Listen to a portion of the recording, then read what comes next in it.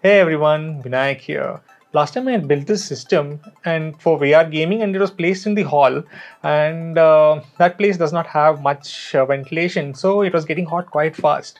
So I thought I'll at least install an air cooler instead of using the stock cooler, and this is what I have with me, the Antec A400 CPU cooler. So let's install this. So here's the box. This is the Antec A400 CPU cooler with RGB. As my system was heating up a bit with the stock AMD Wraith Stealth cooler, I thought of upgrading to a more beefier one. This is partly the room to be blamed as there is no good ventilation there. These are the brackets for mounting Intel processors. The AMD processor only requires the standard mount provided on the motherboard. Here's some thermal paste and a good quantity too. Screws. Again, these are for mounting the cooler on Intel processors only. Manual with graphical directions on how to install the cooler for various mounts. Here's the cooler itself. A massive heatsink with a fan attached to it. Antec Past inspection card. This cooler totally dwarfs the stock heatsink provided with the processor. We have the heatsink with thin copper pipes present within. The cooler works by using a stack of aluminium fins together called a heatsink and blowing air across them using a fan cooling the air cycling within thin copper pipes. The principle behind the CPU coolers is convection. Here's the PWM fan connector. There is no RGB header, so this fan does have RGB, but sadly it's not controllable via a RGB header. So it would have only one default color style, which is sad because this cooler does cost a bit.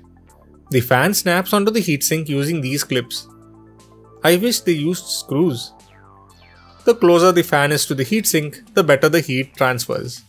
But these are annoying and are a standard on most coolers. This is how it looks once attached. This one is a standard RGB 120mm fan which can be replaced with any other if something goes wrong. The conducting plate at the base of the cooler has copper pipes running across it. These pipes cycle the air around, keeping the CPU cool. The hot object transfers its heat onto the air molecules near its surface, and the pipe's job is to pull the heat away from the surface and replace it with cooler air. The cycle continues, and this is how the cooler works in a nutshell. A good airflow is necessary in the case to use air coolers, as if the air stays still, effectively the ambient air in the case will get hotter over time and won't help in cooling anymore.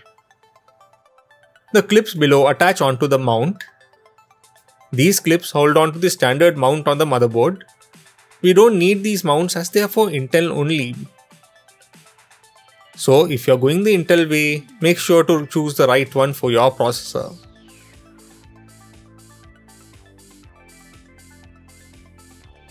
The manual is moderately easy to understand. Follow as per the processor being installed.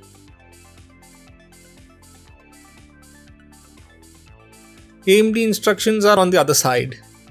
Now for the main installation. Of course, we need to access the motherboard, so we need to take the side panel off.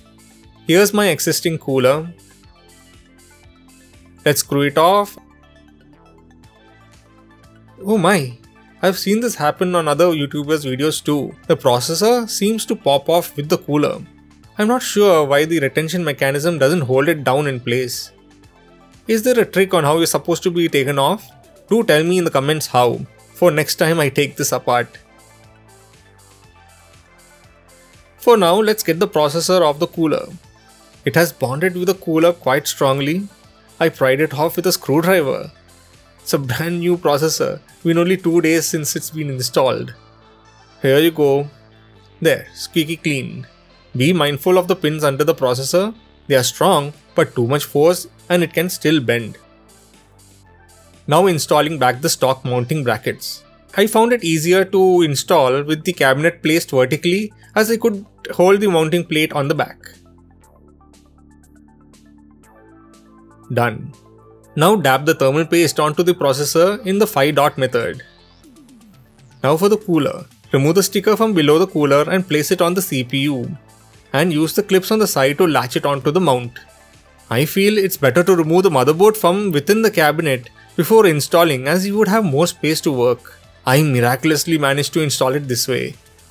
Connect the fan power header onto the motherboard CPU fan header, and the install is done. The RGB looks cool, but if you could have controlled it, it would have been icing on the cake. It also matches the RGB in front of the case, so not bad. Now for some benchmarks. As I primarily use the system for VR, let's check out Beat Saber.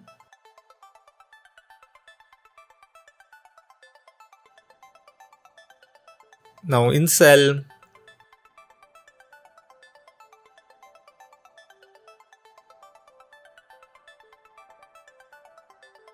Maybe a normal game too, so Shadow of the Tomb Raider.